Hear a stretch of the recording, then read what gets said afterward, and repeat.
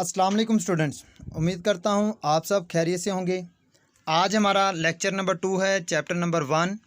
तो students, lecture शुरू होने से पहले आपसे एक छोटी सी रिक्वेस्ट है कि अगर आप लोगों ने अभी तक मेरे चैनल को सब्सक्राइब नहीं किया तो पहले मेरे चैनल को सब्सक्राइब करें और साथ में बेल आइकन को प्रेस करें ताकि हर आने वाली वीडियो का नोटिफिकेशन आपको मिल सके।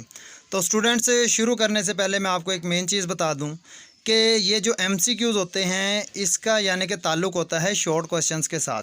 अगर आपको शॉर्ट क्वेश्चंस आते होंगे तो आप आसानी से यानी कि इनके जो आंसर है वो आप लोग ख़ुद ही यानी कि सोल्व कर सकते हैं। तो चलिए अब हम लोग शुरू करते हैं। तो पहला पॉइंट है हमारे पास, जो इस पॉइंट में वो जो प्रोग्रामर के बारे में डिस्कस किया जा रहा है कि जो कंप्यूटर के अंदर प्रोग्राम्स होते हैं तो ये सारा सिस्टम हम लोगों ने किस तरह से करना होता है। ये सारा का सारा सिस्टम हम लोग C से करेंगे, जिसका फुल नेम है IDE इंटीग्रेटेड डेवलपमेंट इन्वायरमेंट। तो स्टूडेंट, पहले का जो हमारे पास आंसर है वो है C। इसी तरह से हमारे पास दूसरा वाला पॉइंट है। तो दूसरे वाले पॉइंट में हम लोगों ने ये बताना है कि ये जो हमारे पास सॉफ्टवेयर्स होते हैं जो रिस्पॉन्सिबल होते हैं, किस चीज़ के रिस्पॉन्सिबल होते हैं, जो conversion of program files to machine understandable and executable code. तो इसका जो आंसर है हमारे पास वो है A, यानी कि कंपाइलर। कंपाइलर क्या करता है कि सोर्स कोड को ऑब्जेक्ट कोड में कन्वर्ट करता है, तो इसीलिए हम लोग इसको इस्तेमाल करते हैं। इसके बाद हमारे पास तीसरा ऑप्शन है। अब तीसरे में हमारे पास इस चीज़ के बारे में बताया जा रहा है, प्रोग्रामिंग लैंग्वेज के बारे में।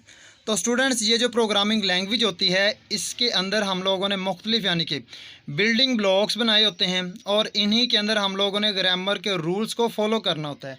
तो जब तक हम लोग रूल्स को फॉलो नहीं करते तो वो बन जाता है सिंटैक्स एरर, लेकिन जब हम लोग रूल्स को फॉलो करते हैं तो ये बन जाते हैं सिंटैक्स। तो यानी कि इसका जो आंसर है वो हमारे पास है B, यानी कि सिंटैक्स। इसके बाद हमारे पास नंबर 4।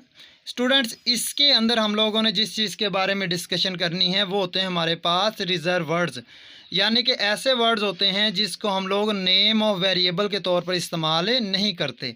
तो इसके अंदर उसने पूछा हुआ है हमारे पास कि list of words that are predefine and must not be used, यानी कि वो लफ्ज़ या वो वर्ड्स जिसको हम लोग प्री डिफाइन के लिए और जिसको हम लोग प्रोग्रामर नेम के तौर पर इस्तेमाल नहीं कर सकते, तो वो क्या बनते हैं, रिज़र्व वर्ड्स।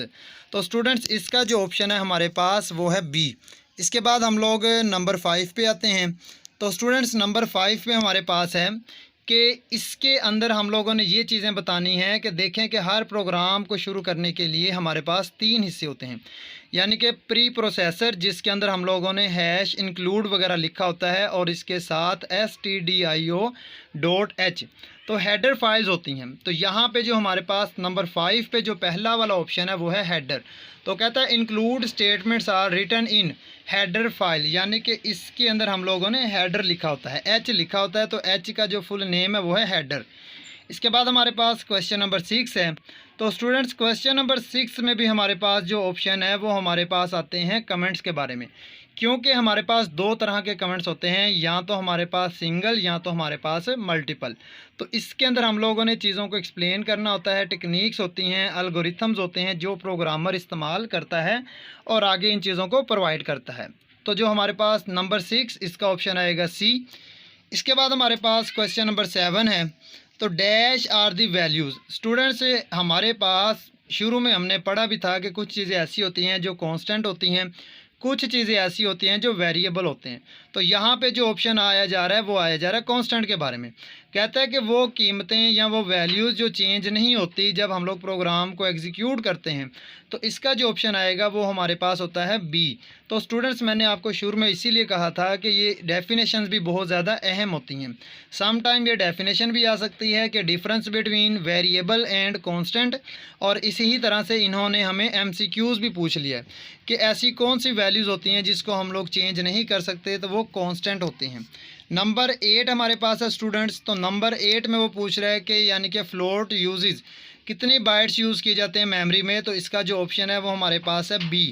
तो यानी कि 4 बाइट्स यूज़ किया जाता है। स्टूडेंट्स, आपको याद होगा कि हमने डेफिनेशन पहले भी पढ़ी थी कि difference between bit and byte, तो ये बहुत ज़्यादा अहम डेफिनेशन थी जो हमने 9th में भी पढ़ी हुई है, तो इसीलिए आपने कोशिश करनी है 10th में भी इसको याद करना है। नंबर 9 हमारे पास है। इसके अंदर हमारे पास है जी फॉर इनिटलाइजिंग अ वेरिएबल और वी यूज़ डैट यानी कि डैश ऑपरेटर्स। तो स्टूडेंट्स इसका जो हमारे पास ऑप्शन है वो भी हमारे पास इक्वल का साइन है यानी कि बी आएगा। लास्ट वाला है हमारे पास यानी कि dash can be thought of as a container to store constant. तो स्टूडेंट्स हम लोगों ने इन चीज़ों को स्टोर करना होता है कांस्टेंट के तौर पर। तो इसका जो ऑप्शन है वो हमारे पास है सी यानी कि वेरिएबल। तो देखें अभी ऊपर डेफिनेशन पूछी जा रही है कांस्टेंट के बारे में भी और अब वेरिएबल के बारे में भी। तो यानी कि ये डिफरेंस भी आ सकता है, ये एमसीक्यूज़ भी आ सकता है। तो स्टूडेंट्स ये थे हमारे पास सारे के सारे एमसीक्यूज़। इसके अलावा मैं आपको मज़ीद बता दूं कि स्टूडेंट्स हमारे पास कुछ और भी यानी कि डेफिनेशंस हैं। ये वही डेफिनेशंस हैं जो हमने पहले पढ़ ली हुई हैं। कोशिश कीजिएगा हर डेफिनेशन को अच्छी तरह से याद करें। 2-2 नंबर का सवाल आता है। इसके अलावा क्वेश्चन नंबर 4 में हमारे पास कुछ शॉर्ट क्वेश्चंस भी हैं और कुछ हमारे पास लॉन्ग क्वेश्चंस भी बन जाते हैं। स्टूडेंट्स जो हमारे पास सबसे ज़्यादा अहम है वो हमारे पास है एक्सरसाइज। स्टूडेंट्स देखें हमारे पास एक्सरसाइज में तो वो एक स्ट्रक्चर बता रहे हैं, एक मेथड बता रहे हैं कि किस तरह से हम लोगों ने प्रोग्राम में किन किन चीज़ों को लिखना है। लेकिन जो मेन हमारे पास एक्सरसाइज नंबर 2 है ये बहुत अहम है, क्योंकि हमने अभी एक्टिविटी 1.8 की थी। तो स्टूडेंट्स उसके अंदर 5 पॉइंट थे, यहाँ पे सिर्फ 4 पॉइंट हैं।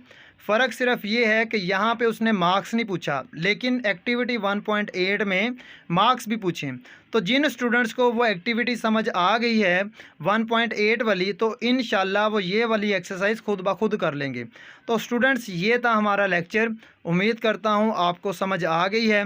अल्लाह हाफिज़।